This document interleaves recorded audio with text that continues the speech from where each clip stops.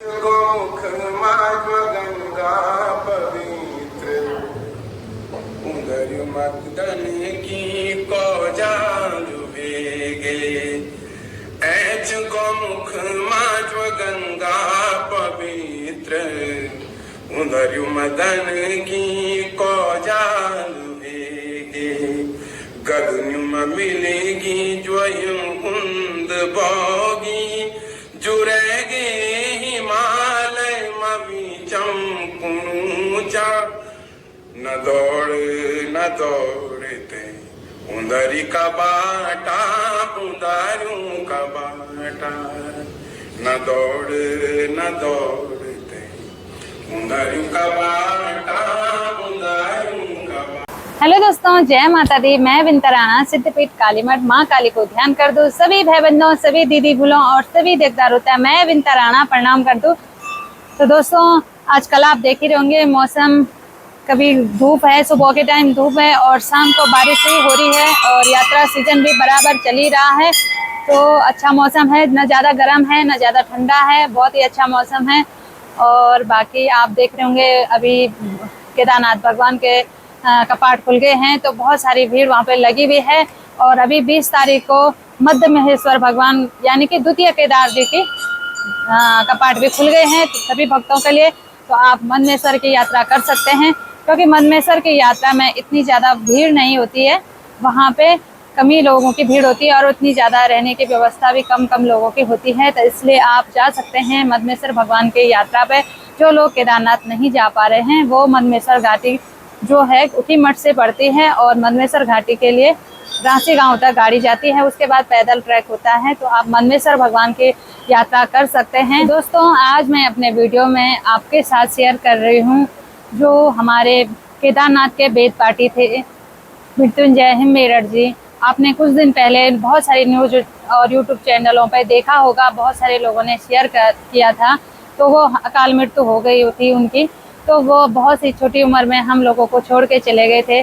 तो मैं आज उनकी वीडियो आप लोगों के साथ शेयर कर रही हूँ। एक छोटा सा वीडियो है मध्य महेश्वर भगवान जी का, तो मैं उस वीडियो को आप लोगों के साथ शेयर कर रही हूँ। और उन्होंने हमारे साथ ही पढ़ा था और वो साइंस साइड से, हम आर्ट साइड से, तो साथ में पढ़ा था। बहुत ही दुख हुआ इस बात का। भगवान को भी अच्छे लोग पसंद होते हैं, बुरे लोग तो वहाँ भी नहीं चाहिए होते हैं। तो आगे आप उनका वीडियो देखें और सुने और उनके भजनों को हमेशा सुनते रहें। श्री केदारनाथ मदमेश्वर भगवान उनको अपने श्री चरणों में स्थान दे। यहाँ पे भगवान महादेव ने पांडवों को एक रूप में दर्शन न देकर 5 अलग अलग रूपों में दर्शन दिए, जिनमें केदारनाथ में पृष्ठभाग के दर्शन, मदमेश्वर में नाभि रूप के दर्शन, तुंगनाथ में हृदय और बाहु के दर्शन, रुद्रनाथ में मुखमंडल के दर्शन और कल्पेश्वर में जटा रूप के दर्शन। इन्हें पंच केदार कहा जाता है। कहते हैं कि जीवन मुक्तो भवे सोपी योगतो बदरी वनी। वो जीवन मुक्त हो जाता है जो जीवन में एक भी बार इन पंच केदारों के दर्शन पूजन कर लेता है। इन स्थानों पे केवल आने मात्र से ही जीव जन्म और मृत्यु के बंधन से मुक्त हो जाता है। कहते हैं कि केदार शिखरम दृष्टा पुनर्जन्म न विद्यति। जो जीव भगवान केदारनाथ और इन पंच केदारों के शिखर मात्र के दर्शन कर लेता है वो जीव जन्म और मृत्यु के बंधन से मुक्त हो जाता है, भगवान शंकर की गति को प्राप्त करता है। तो उन्हीं पंच केदारों में द्वितीय केदार भगवान मदमेश्वर जी के श्री प्रांगण में अभी हम स्थित हैं और यहाँ पे भगवान के नाभि रूप के दर्शन है, जहाँ पे नाभि क्षेत्र की पूजन अभी होता है। कहते हैं कि षण्मासम पूजते देव्याः षण्मासम मानव स्थिताः।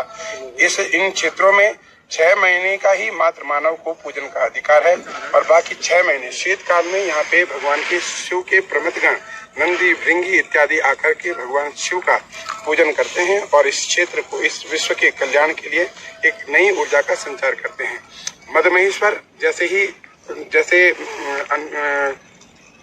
विदित है, मदमेश्वर मध्य भाग के दर्शन। दूसरे अर्थों में देखा जाए तो वो कहते हैं कि मद महेश्वर, मदनांतक भक्त वत्सल, जो जीव का मद का हरण करके उस जीव का कल्याण करते हैं, ऐसे मदमेश्वर महादेव। तीसरे अर्थों में देखा जाए तो मधु महेश्वर, मधु के समान जीव को वरदान दे करके उस जीव का कल्याण करने वाले ऐसे मदमहेश्वर महादेव। अभी हम जगदीश्वरम जय शम्भुनाथ दिगम्बरं करुणाकरं जगदीश्वरं भवतारणं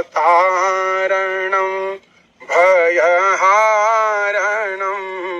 भवतारणं भयहारणं करुणाकरं जगदीश्वरं करुणाकरणं भयहारणं भवताल कपाल व्याल तन भस्म शोभित सुंदरं गलरुण्डमाल कपाल व्याल तन भस्मुनाकरं जगदीश्वरं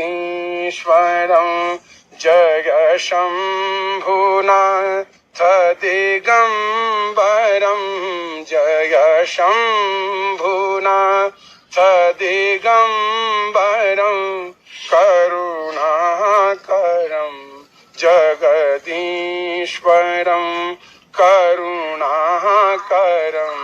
जगदीश्वर